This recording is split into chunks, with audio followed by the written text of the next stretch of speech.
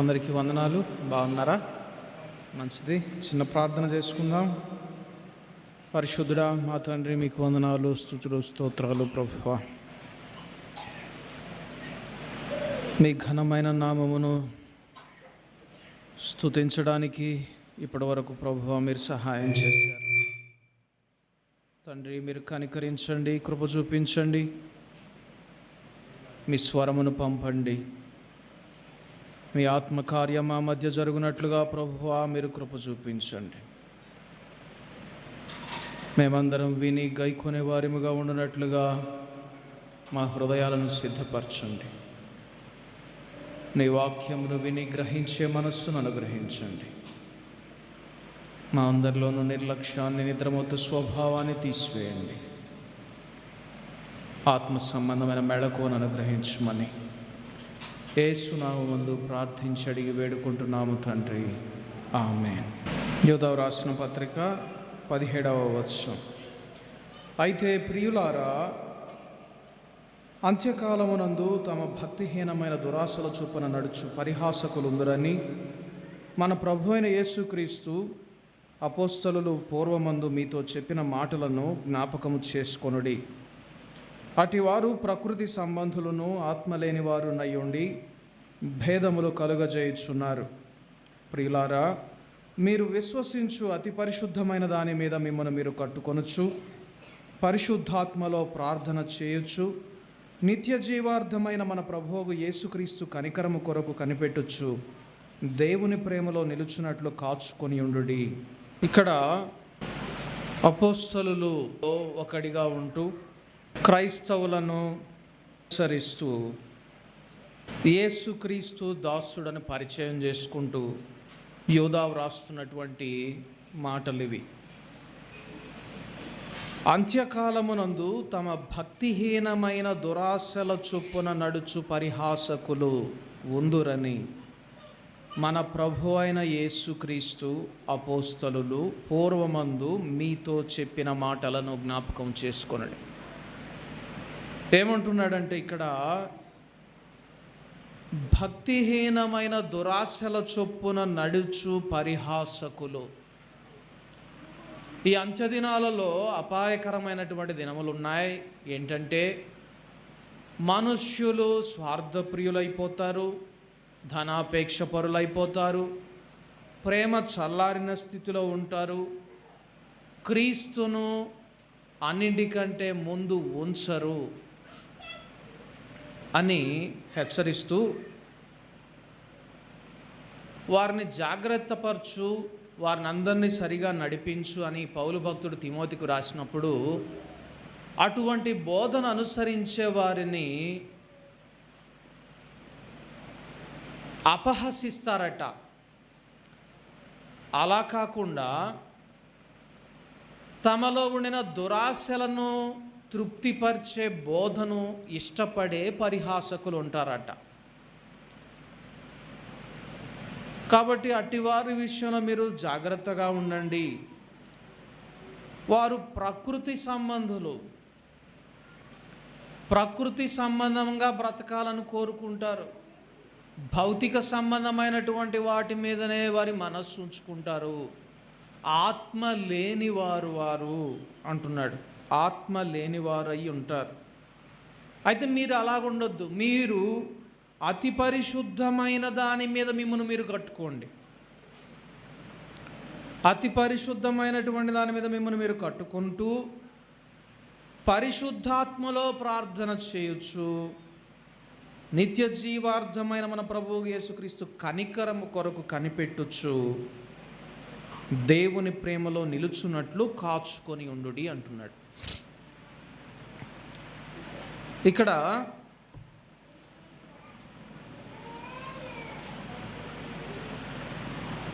నాలుగు అంశాలు చెప్తా ఉన్నాడు. ఏంటంటే మిమ్మల్ని మీరు కట్టుకోనండి, అతి పరిశుద్ధమైన దాని మీద కట్టుకోండి అంటున్నాడు. మనం చూస్తాం పేతురు రాసినటువంటి పత్రికలో చీకటిలో నుండి ఆశ్చర్యకరమైనటువంటి ఆయన వెలుగులోనికి మీరు పిలువబడ్డారు. మీరు ఆత్మ సంబంధమైనటువంటి రాళ్లతో సజీవమైన మందిరముగా మీరు కట్టబడుచున్నారు అంటాడు. మీరు కట్టబడే విధానం ఎక్కడ కట్టబడాలంటున్నాడు? అతి పరిశుద్ధమైన దాని మీద కట్టబడండి అంటున్నాడు. మీరు పాత నిబంధనలో చూస్తే మోషే ప్రత్యక్షపు గుడారంలో 3 భాగాలు ఉంటాయి. ఒకటి ఆవరణం దాటుకొని కొంచెం లోపలికి వెళ్తే పరిశుద్ధ స్థలం, పరిశుద్ధ స్థలాన్ని దాటుకొని ముందుకెళ్తే అతి పరిశుద్ధ స్థలం. ఆవరణలోనేమో అందరూ ఉంటారు, ఇశ్రాయేలీలు అందరూ ఉంటారు. పరిశుద్ధ స్థలంలో సన్నిధి రొట్టెల బల్ల, దీపస్తంభం అవి ఉంటాయి. అతి పరిశుద్ధ స్థలంలో ఎవరుంటారు? అతి పరిశుద్ధ స్థలంలో దేవుడే ఉంటాడు. అతి పరిశుద్ధ స్థలంలో దేవుని వాక్యం, మందస్సంలో పెట్టబడినటువంటి ధర్మశాస్త్ర పలకలు, మన్నా ఉంటుంది. అక్కడ దేవుడు మాత్రమే నివసించే స్థలం. ఇక్కడ అంటున్నాడు, మీరు అతి పరిశుద్ధమైన దాని మీద కట్టుకోండి అంటున్నాడు. అంటే దేవుని మీదనే మిమ్మల్ని మీరు కట్టుకోండి. దేవుని వాక్యం మీద, దేవుని సన్నిధిలో, దేవునితోనే సహవాసం కలిగిన వారే మిమ్మల్ని మీరు కట్టుకోండి అంటున్నాడు. అతి పరిశుద్ధ స్థలములు, అతి పరిశుద్ధమైన దాని మీద మిమ్మల్ని మీరు కట్టుకొనుచు పరిశుద్ధాత్మలో ప్రార్థన చేయొచ్చు అంటున్నాడు. ప్రార్థన చేయడం అంటే ఈ చివర్లో అంటాడు, కాచుకొని ఉండండి మిమ్మల్ని మీరు. ఎలాగ కాచుకోనమంటున్నాడు? ఇప్పుడు చెప్తా ఉన్నాడు వాటి పరంపర. అసలు కాచుకోవాల్సినటువంటి పరిస్థితి ఎప్పుడు వస్తుంది చెప్పండి? ఎప్పుడు కాపాడుకోవాల్సినటువంటి పరిస్థితి వస్తుంది? ఎప్పుడు కాచుకోవాల్సినటువంటి పరిస్థితి వస్తుంది? ఎప్పుడైనా విలువైనది ఏదైనా అది దొంగిలించబడడానికి అవకాశం ఉంటే దాన్ని కాచుకోవాల్సినటువంటి పరిస్థితి వస్తుంది. మిమ్మల్ని మీరు కాపాడుకోండి. ఈ విలువైన వాటిని దొంగిలించేటటువంటి రోజుల్లో మీరు బ్రతుకుతున్నారు. ఎవరు దొంగిలిస్తారు? ఇక్కడ అంటున్నాడు, స్వకీయమైన దురాశల చేత తమ దురాశలను అనుసరించి నడిచే బోధకులు ఉంటారు, వారు మిమ్మల్ని దొంగిలిస్తారు అంటున్నాడు. జాగ్రత్తగా వినండి. ఎవరు దొంగిలిస్తారు? భక్తిహీనమైన దురాశల చొప్పున నడుచు పరిహాసకులు అంటున్నాడు. వీరు తమ దురాశల చొప్పున నడుస్తూ మిమ్మల్ని కూడా దొంగిలిస్తారు. కాబట్టి మీరు ఏం చేయడం నేర్చుకుంటారు? మిమ్మల్ని మీరు అతి పరిశుద్ధమైన దాని మీద కట్టుకోవడం నేర్చుకోండి. అంటే మొట్టమొదటిగా మీరు మీ ప్రథమ స్థానము దేవునితో మీరు సహవాసం కలిగిన వారై, దేవుని వాక్యానికి ప్రాధాన్యత ఇస్తూ, దేవుని స్వరం వింటూ, నిత్యము ఆయన నోటి మాట ద్వారా బ్రతికే అనుభవంలో మీరుంటూ మిమ్మల్ని మీరు కట్టుకోండి అంటున్నాడు. అదే కదా అతి పరిశుద్ధ స్థలంలో ఉండేటటువంటి అనుభవం. అతి పరిశుద్ధ స్థలంలో ఏముంటుంది? మందసం ఉంటుంది. మందసంలో ఏముంటాయి? ధర్మశాస్త్రపు చుట్ట, అంటే రాతి పలకలు, అహరోను చిగిర్చిన కర్ర, తర్వాత మన్నా పాత్ర. మీరు చూస్తే ఇశ్రాయేలీలు అరణ్య మార్గంలో నడుస్తూ ఉండినప్పుడు వారికి ప్రతి ఉదయాన మన్నా అనుగ్రహించబడిద్ది. ఇజ్రాయేలీలందరూ ఏం చేయాలి? పోయి ఎవరికి ఎంత కావాలో అంత సమకూర్చుకోవాలి. ఎవరైనా రేపేడొద్దాంలే, ఈరోజు రేపటికి కూడా సరిపడా సమకూర్చుకుందామని చెప్పని రోజుకు ఒక మానేడు ఇంట్లో వండుకుంటాం, రేపు 2 మానికలు రేపు కూడా తీసుకెళ్తే రేపు కూడా మనం ఇంట్లో కూర్చొని తినొచ్చు అని చెప్పని 2 మానికలు తెచ్చుకున్నారు అనుకోండి. ఈరోజు మానేడు వండుకున్నారు, మిగిలిన మానేడు ఏమవుతుంది? కుళ్ళి కంపు కొడుతుందట. మన్నా ఏ రోజుకు ఆ రోజు ఫ్రెష్గా వీళ్ళు తెచ్చుకోవాలి, ఎవరికి ఎంత కావాలో అంతే తెచ్చుకోవాలి. ఏదైనా మిగిలితే ఏమవుతుంది? అది ఒకరోజు దాటిందంటే అది కుళ్ళిపోతుంది, కుళ్ళి కంపు కొడుతుంది అన్నాడు. అతి పరిశుద్ధ స్థలంలోకి సంవత్సరానికి ఒక్కసారే యాజకుడు వెళ్తాడు. సంవత్సరానికి ఒక్కసారే వెళ్ళాలి యాజకుడు. వెళ్ళేటప్పుడు కూడా తన నడుముకు ఒక తాడు కట్టుకొని నిలువుటంగి పూర్తిగా కప్పుకొని తాను వెళ్ళాలి. అతి పరిశుద్ధ స్థలంలో దేవునికి కోపం పుట్టించి ఇతడు దేవుని దృష్టికి సరిగా లేకపోతే దేవుని కోపాగ్ని చేత అతడు గనక అక్కడే చంపబడితే ఆ చనిపోయిన దేహాన్ని తీసుకొని రావడానికి ఎవరికీ దానిలోకి వెళ్ళడానికి అర్హత లేదు, పర్మిషన్ లేదు. కాబట్టి ఆ దేహాన్ని లాగడం కొరకు నడుంకు తాడు కట్టుకొని పోవాలి. అంత జాగ్రత్త చూడండి. అంటే అతి పరిశుద్ధ స్థలంలో సంవత్సరానికి ఒక్కసారే యాజకుడు వెళ్ళాలి. మన్నా ఒకరోజు దాటితే ఏమైద్ది? కుళ్ళిపోద్ది. అతి పరిశుద్ధ స్థలంలో మందసంలో ఉండిన మన్నా మాత్రం సంవత్సరం అంతా ఉన్నా కుళ్ళిపోదు. ఎందుకో తెలుసా? దేవుని సన్నిధి ఎక్కడ ఉంటుందో అక్కడ ఫ్రెష్నెస్ ఎప్పుడు ఉంటుంది, అక్కడెప్పుడు తాజాదనమే ఉంటుంది. దేవుని సన్నిధిలో లేకుండా ఉంటే అది పరలోకం నుండి దిగి వచ్చిన ఆహారమైనా కుళ్ళిపోద్ది. దేవుని అగ్ని, దేవుని సన్నిధి, దేవునితో సహవాసం లేకపోతే నువ్వు అతి పరిశుద్ధంగా నీ జీవితాన్ని నువ్వు కట్టుకోలేవు. కాబట్టి మొట్టమొదటిగా నీ ప్రాధాన్యత దేనికి ఇవ్వాలి? నీ అవసరాలకు కాదు, నీ ఆత్మీయ అవసరానికి నువ్వు మొదటి ప్రాధాన్యత ఇవ్వాలి. అతి పరిశుద్ధమైనటువంటి స్థలములో నువ్వు కట్టబడాలి అంటే దేవునితో సహవాసము, దేవుని స్వరం వినడము. మనుష్యుడు రొట్టె వలన మాత్రము కాదు కానీ ఆయన నోట నుండి వచ్చు ప్రతి మాట వలన బ్రతుకుతాడు. కాబట్టి ప్రతిదినం నీకు దేవుని నోట నుండి మాట వినబడుతుందా, దేవుని స్వరం వినబడుతుందా? ఇలాగా నువ్వు కట్టుకో.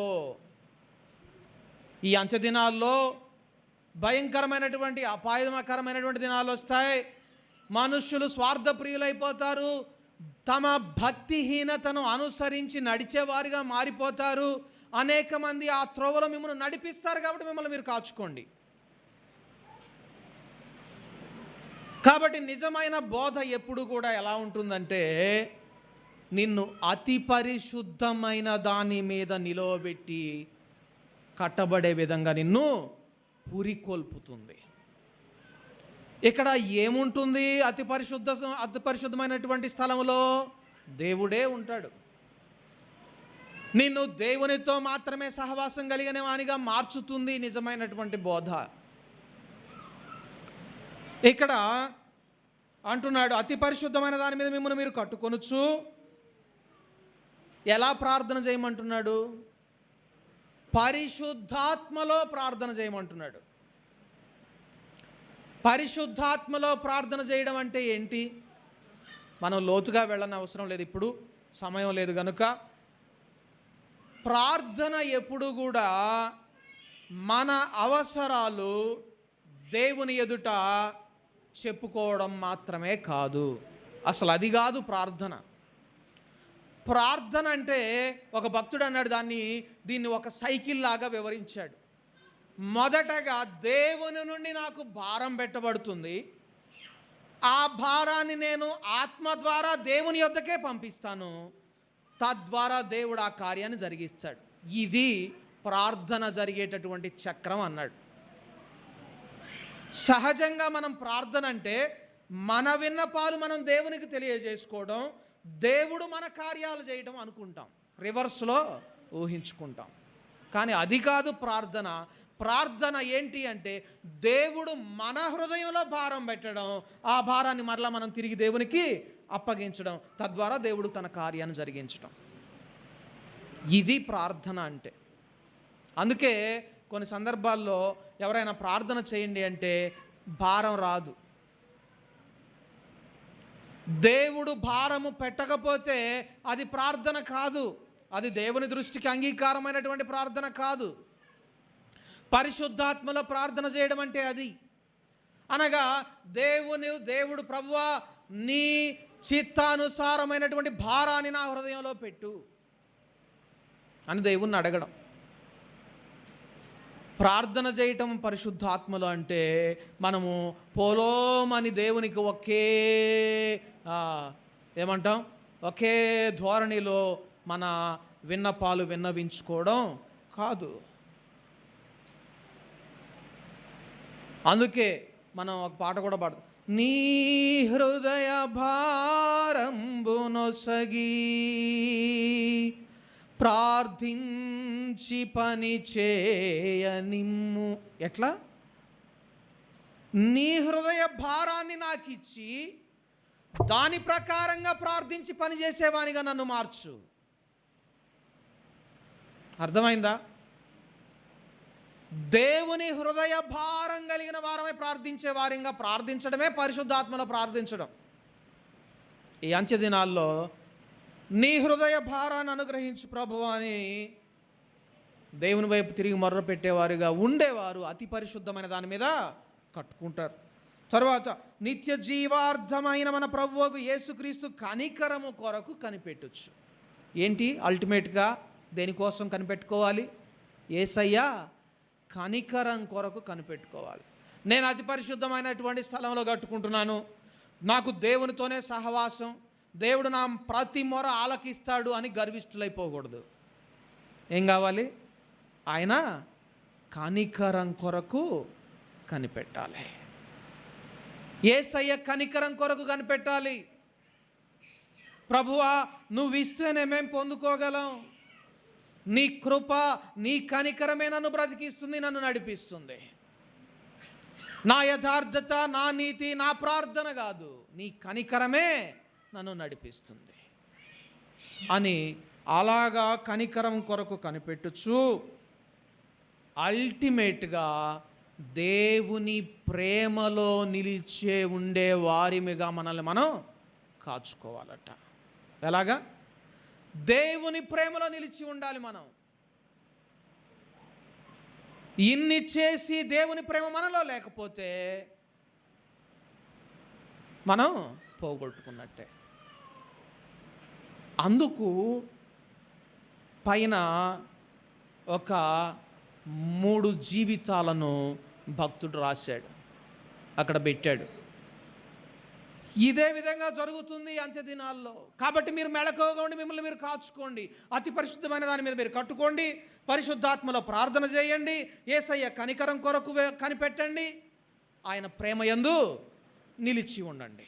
ఈ 4 మీరు జాగ్రత్తగా కాచుకోవాలి.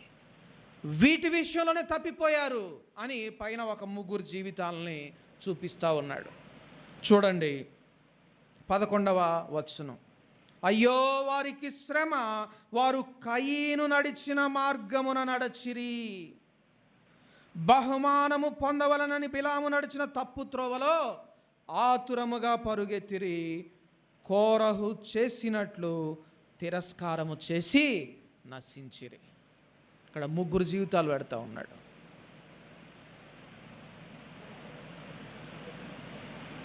కయీను, బిలాము, కోరహు, 3 చూపిస్తూ ఉన్నాడు. కయీనుకు ఉండినటువంటి సమస్య ఏంటి? తన సహోదరుని అర్పణ మీద దేవుని అగ్ని దిగి వచ్చి అతని అర్పణను అంగీకరించాడు దేవుడు. తన సహోదరుని అర్పణ దేవునికి ఇష్టంగా ఉంది. అది కయ్యను సమస్య. ఈ దినాల్లో అటువంటి క్రైస్తవులు ఏర్పడేటటువంటి తయారయ్యేటటువంటి ప్రమాదం ఉంది. జాగ్రత్తగా మిమ్మల్ని మీరు కాచుకోండి అంటున్నాడు. ఏంటి? తన సహోదరులు దేవుని ఆత్మ చేత రగిలిపోతూ ఉంటే చూచి అసూయ పడే ప్రమాదం ఉందట. నీ సహోదరులు ఎవరైనా దేవునికి తమ జీవితాలను అర్పించి దేవుని కొరకు నిలవబడినప్పుడు, దేవుడు వారి జీవితాలను ఆయన అగ్నితోటి నింపి ఆయన కొరకు వారిని వాడుకుంటున్నప్పుడు చూచి అసూయ పడితే అది చాలా ప్రమాదం. ఇక్కడ కయీనుకు ఉన్నటువంటి సమస్య అదే. తనకంటే తన సహోదరుడు యోగ్యుడు అవడమే కయీనుకి నచ్చలేదు. బైబిల్ గ్రంథం సెలవిస్తా ఉన్నది, ఒకని కంటే ఒకడు యోగ్యుడని ఎంచుచు. నాకంటే నా సహోదరుడు యోగ్యుడు, నాకంటే నా సహోదరి యోగ్యురాలు, నేను అనర్హుడను దేవుని సన్నిధిలో కూర్చోడానికి, నేను అయోగ్యుడను, నేను అపవిత్రుడను అని మనలను మనము తగ్గించుకుంటే దేవుని కృపకు పాత్రులం అవుతాం. కానీ నేను ఇంతకాలం నుంచి ఈ మందిరానికి వస్తుంటే నన్ను కాదని నిన్న మొన్న వచ్చినోడికి అంటే ఏంటి దాని అర్థం? యోగ్యత ఎవరికి ఉండాలి? నాకు ఉండాలి.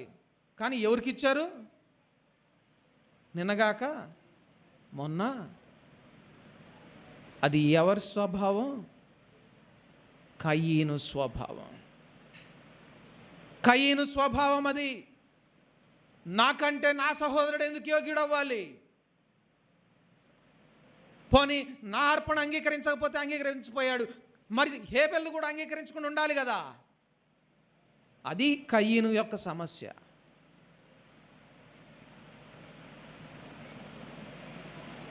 కయీను అర్పణను దేవుడు అంగీకరించకపోయినందుకు కయీనుకు బాధ లేదు, కానీ హేబెలు అర్పణను దేవుడు అంగీకరించినందుకు కయీనుకు బాధ కలిగిందట. దీనికి అంతటి కారణం ఏంది? సహోదర ప్రేమ మీలో నిలువరముగా ఉండనీయుడి. ఏం లేదు? సహోదర ప్రేమ లేదు, దేవుడు పెట్టినటువంటి ప్రేమ లేదు.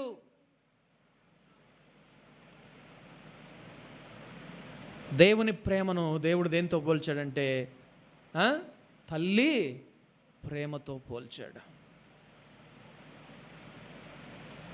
మీరు చూడండి, ఏ తల్లైనా బిడ్డల కొరకు ఎంత కాలమైనా పని చేస్తూనే ఉంటుంది, ప్రయాసపడుతూనే ఉంటుంది.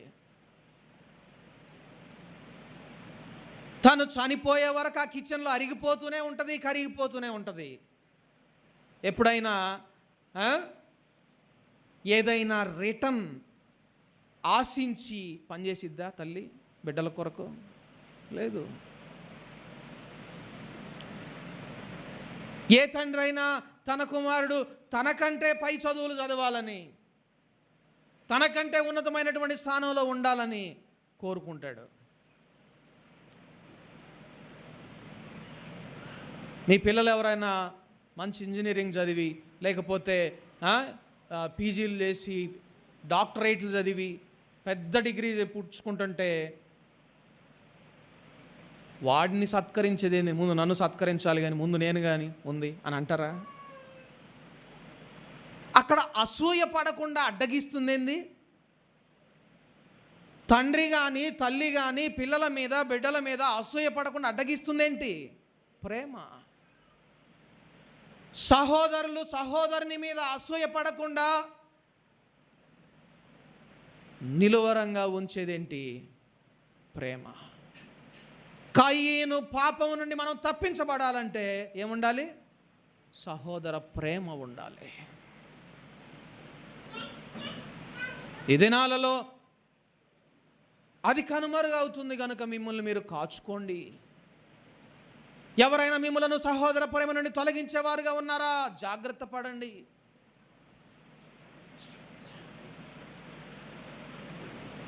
కొంతమంది దురద చెవులను గిల్లేటటువంటి సేవకులు తయారవుతారు. ఏందమ్మా, ఇన్నేళ్ల నుంచి నువ్వు ప్రార్థన పోతున్నావు, నీకు కొంచెం కూడా ఆడ లెక్కలేదంటగా అనగానే లోపల గిలి మొదలవుతుంది. అదే అంటున్నాడు, ఈ అంత్య దినాలలో భక్తిహీనమైన దురాశల చేత ఏడవబడేటటువంటి పరిహాసకులు ఉంటారు. అట్టి వారి నుండి మిమ్మల్ని మీరు కాపాడుకోండి. మీ దురద చెవులను గిల్లేటటువంటి బోధకుల వైపు మీరు తిరగొద్దు. జాగ్రత్త పడండి. కయీను పాపం నుండి మిమ్మల్ని మీరు కాపాడుకోండి. తరువాత రెండవ వ్యక్తి ఎవరు అంటే బిలాము. మీరు చూస్తే బిలాము ప్రవచించిన రీతిగా మిగిలిన ప్రవక్తలు ప్రవచించలేదు తెలుసా? ఇశ్రాయేలీల విషయంలో ఇశ్రాయేలీలను దీవించిన విధానంలో బిలాము ప్రవచించిన ప్రవచనం అక్షరాల యేసు ప్రభు వారు బెత్లెహేములో జన్మించిన విధానాన్ని ముందుగానే ప్రకటించాడు. అక్కడ నక్షత్రము యాకోబులో ఉదయించును.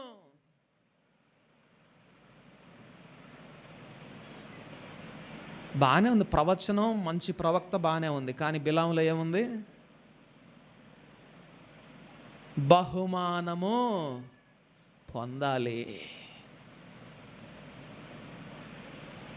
ఉందా? దేవుని దగ్గరకు వచ్చినప్పుడు నాకు బహుమానం పొందుకోవాలి, నేను దేవుని దగ్గరకు వచ్చినప్పుడు నాకేమైనా దొరుకుతుందేమో.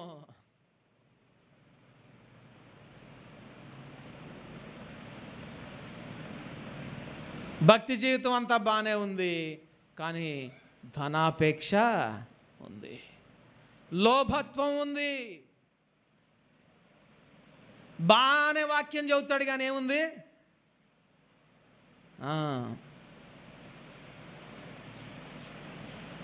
అబద్ధ బోధకులను కనిపెట్టే విధానంలో మొట్టమొదటిది ఏంటో తెలుసా? వారిలో ధనాపేక్ష ఉందో లేదో దాన్ని బట్టి మనం తెలుసుకోవచ్చంట.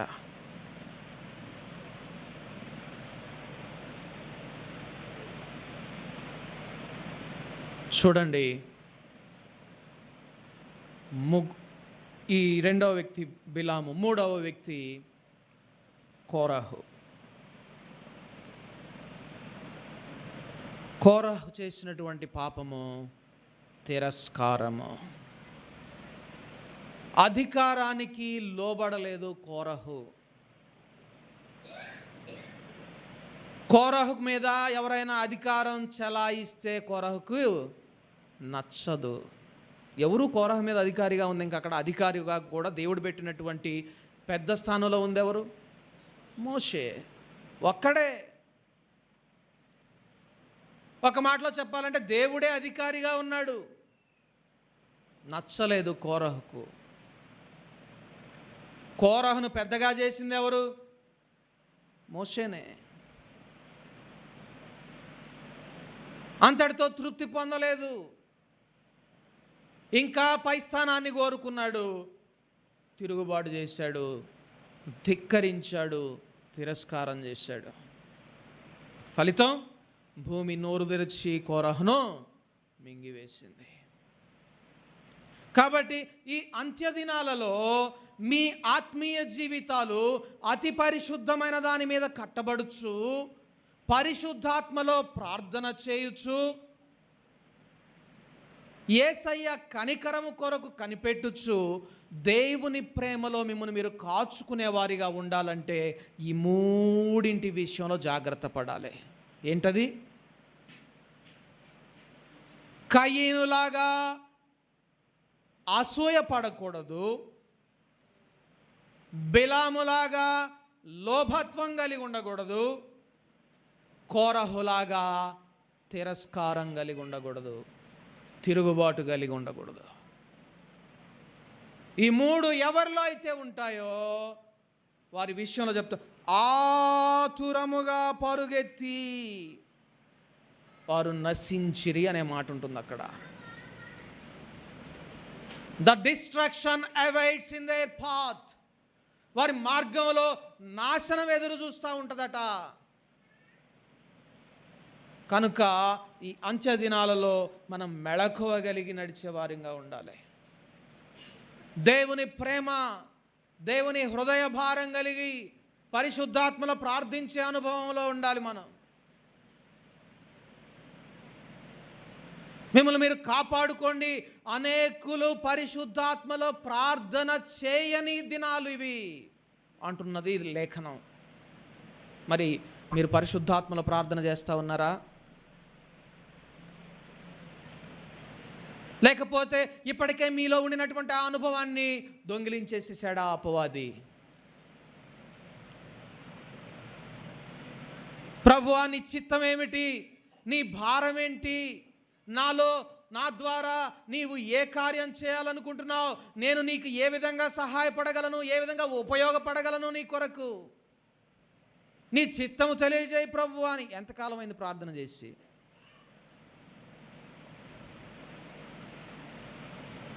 నాకు నువ్వెట్లా ఉపయోగపడతావు? నా ఈ అవసరానికి నువ్వెట్లా ఉపయోగపడతావు అని చెప్పని దేవుని వైపు తిరిగి ప్రార్థన చేసేవాళ్ళంలాగా ఉంటున్నామా? లేక ప్రభువా, నీ హృదయ భారాన్ని బట్టి నేను నీ కొరకు ఏ విధంగా ఉపయోగపడగలను అని దేవుని వైపు తిరిగి ప్రార్థించే వారిగా ఉంటున్నామా? పరిశుద్ధాత్మలో ప్రార్థించేవారు అలాగ ప్రార్థిస్తారట. ఈ అంత్య దినాలలో భక్తిహీనమైన దురాశల చొప్పున నడుచు పరిహాసకులుందురని మన ప్రభువైన యేసుక్రీస్తు అపోస్తలులు పూర్వమందు మీతో చెప్పిన మాటలను మీరు జ్ఞాపకం చేసుకోండి. మర్చిపోవద్దు. ఎప్పుడు మెళకువగలిగి ఉండండి. సహోదర ప్రేమయందు నిలువరముగా ఉండండి. కయీను, బిలాము, కోరహు వంటి స్వభావాలు మనలో ఉండకుండా జాగ్రత్త కలిగి ఉండాలి. అలాగా ఉంటే మిమ్మల్ని మీరు కాచుకున్న వారవుతారు. దేవుని రాకడకు సిద్ధపడిన వారవుతారు. పరలోకంలో బహుమానం పొందడానికి, జీవ కిరీటం పొందడానికి వారసులవుతారు. అట్టి కృపను దేవుడు మీకు అందరికి అనుగ్రహించునుగాక. ప్రార్థన చేసుకుందాం. పరిశుద్ధుడా మా తండ్రి, నీకు వందనాలు, స్తుతులు, స్తోత్రాలు ప్రభువా. గొప్ప దేవా, అపోస్తలులు హెచ్చరించారు ముందుగానే. భక్తిహీనమైన దురాశల చేత, ఆ దురాశల చొప్పున నడిచే పరిహాసకులు ఉంటారు. వాటి కొరకు ప్రార్థన చేయకుండా, నీ అవసరాల కోసం ప్రార్థన చేయకుండా దేవుని అవసరం కోసం ప్రార్థన చేయాలంట అని నవ్వేవారు ఉంటారు.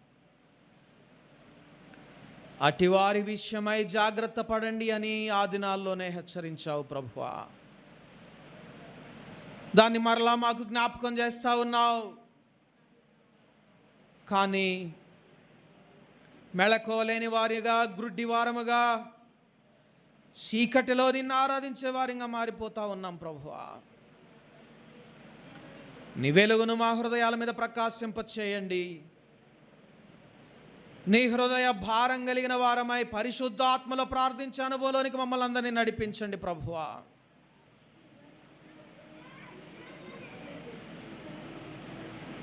అతి పరిశుద్ధమైన దాని మీద కట్టబడేటటువంటి సజీవమైన మందిరంగా మమ్మలను మార్చండి. అతి పరిశుద్ధ స్థలములో there is no second person or second need. ఆ అతి పరిశుద్ధ స్థలంలో రెండవ వ్యక్తి ఉండడు, రెండవ అవసరం ఉండదు. అక్కడ ఒకే ఒక అక్కర, అది దేవుడే. ప్రభువా, మా మొదటి ప్రాధాన్యత నీవుగా మారిపోవాలి. అప్పుడు నీ చిత్తం ఏదో మాకు బయలుపరచబడుతుంది. నీ చిత్తాన్ని బట్టి ప్రార్థించేటటువంటి హృదయం మాలో ఏర్పడుతుంది. అప్పుడే మేము పరిశుద్ధాత్మలో ప్రార్థించే వారిగా మార్చబడగలం ప్రభువా. అయా కనికరించండి. అన్నింటికి మించి యేసయ్య కనికరం కొరకు కనిపెట్టండి. ఆయన ప్రేమలో నిలిచి ఉండండి. కయీను వంటి మార్గంలో నడవద్దు, బిలాము వంటి మార్గంలో నడవద్దు, కోరహ మార్గంలో నిలవద్దు అని మమ్మలను హెచ్చరిస్తూ ఉన్నావు ప్రభువా. నీ హెచ్చరికను మేమెవరూ పెడచెవిన పెట్టనివ్వద్దు. మేమందరము లోబడి గైకొనే వారిగా మమ్మలను మార్చండి ప్రభువా. తద్వారా నీ ఎదుట మేము నిందారహితులముగా నిర్దోషులముగా నిలవబడగలిగి నిన్ను మహిమపరచునట్లు నీ కృపలో మమ్మల్ని అందరినీ మీరు జ్ఞాపకం చేసుకోనండి. మేమందరము కేవలము నిష్ప్రయోజకులమైన దాసులమని ఒప్పుకుంటున్నాము ప్రభువా. కనికరించండి, నీ కృప చొప్పున మమ్మను కనికరించండి, జ్ఞాపకం చేసుకొనమని యేసు నామమున ప్రార్థించి అడిగి వేడుకుంటున్నాము తండ్రి. ఆమేన్.